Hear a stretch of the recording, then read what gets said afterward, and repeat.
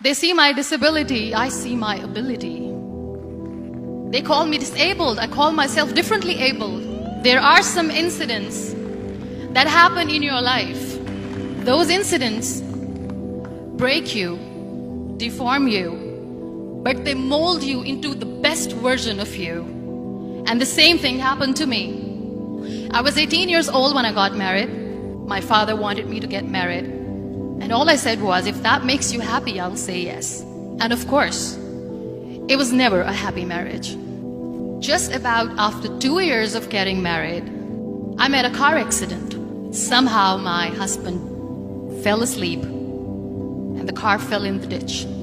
He managed to jump out, saved himself. I'm happy for him. But I stayed inside the car and I sustained a lot of injuries. The list is a bit long, don't get scared.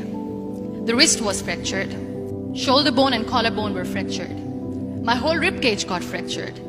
And because of the rib cage injury, lungs and liver were badly injured. I couldn't breathe. I lost urinary bowel control. That's why I have to wear the bag wherever I go. 3 vertebrae of my backbone were completely crushed. And I got paralyzed for the rest of my life. I finally ended up in a hospital where I stayed for 2.5 months. I underwent multiple surgeries. One day, doctor came to me and he said, well, I heard that you wanted to be an artist, but you ended up being a housewife. I have a bad news for you. You won't be able to paint again because your wrist and your arm are so deformed, you won't be able to hold a pen again. Next day, doctor came to me and said, your spine injury is so bad, you won't be able to walk again. Because of your spine injury and the fixation that you have in your back, you won't be able to give birth to a child again. That day, I was devastated. I asked my mother, why me? And that is where I started to question my existence. Why am I even alive?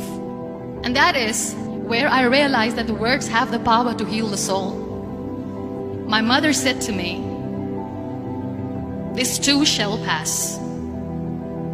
God has a greater plan for you.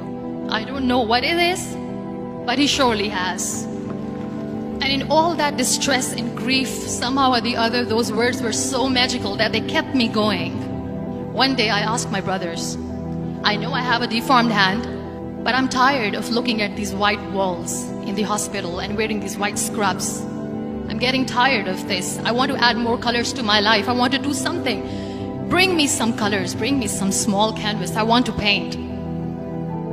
So the very first painting I made was on my deathbed, where I painted for the very first time. It was not just an art piece or just my passion. It was my therapy. And then I was discharged and I went back home.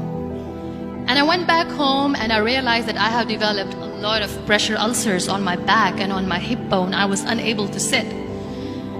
There were a lot of infections in my body, a lot of allergies. So doctors wanted me to lie down on the bed straight for not 6 months, for not 1 year, for 2 years. I was bedridden, confined in that one room, looking outside the window, listening to the birds chirping, and thinking maybe there will be a time when we'll be going out with the family and enjoying the nature. That was the time where I realized how lucky people are. That is the time where I realized that the day I'm going to sit, I'm going to share this pain with everyone to make them realize how blessed they are, and they don't even consider them lucky. That day I decided that I'm going to fight my fears. We all have fears. Fear of unknown, fear of losing people, fear of losing health, money. We want to excel in career, we want to become famous, we want to get money. We are scared all the time. So I wrote down one by one all those fears. And I decided that I'm going to overcome these fears one at a time.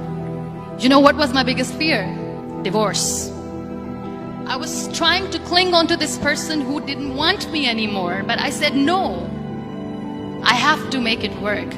But the day I decided that this is nothing but my fear, I liberated myself by setting him free. And I made myself emotionally so strong that the day I got the news that he's getting married, I sent him a text that I'm so happy for you and I wish you all the best. And he knows that I pray for him today. Number 2 was, I won't be able to be a mother again. And that was quite devastating for me. But then I realized there are so many children in the world, all they want is acceptance. So there is no point of crying, just go and adopt one. And that's what I did. People think that they will not be accepted by the people because we, in the world of perfect people, are imperfects. So I decided that instead of starting an NGO for disability awareness, which I know will not help anyone, I started to appear more in public. I started to paint. I decided that I'm going to join the national TV of Pakistan as an anchor person. And I've been doing a lot of shows for the last 3 years. I became the National Goodwill Ambassador for UN Women Pakistan, and now I speak for the rights of women, children. We talk about inclusion, diversity, gender equality, which is a must. Every time I go in public, I always smile. It's always a big toothy smile on my face, and people ask me, don't you get tired of smiling all the time? What's the secret? I always say one thing, that I have stopped worrying about the things that I have lost, the people that I have lost. Things and people who were meant to be with me are with me. And sometimes, somebody's absence makes you a better person. Cherish their absence. It's always a blessing in disguise. Live your life fully. Accept yourself the way you are. Be kind to yourself. Be kind to yourself. I'll repeat, be kind to yourself, and only then you can be kind to others. Love yourself and spread that love. Life will be hard. There will be turmoils, there will be trials, but that will only make you stronger. So when you accept yourself the way you are, the world recognizes you. It all starts from within.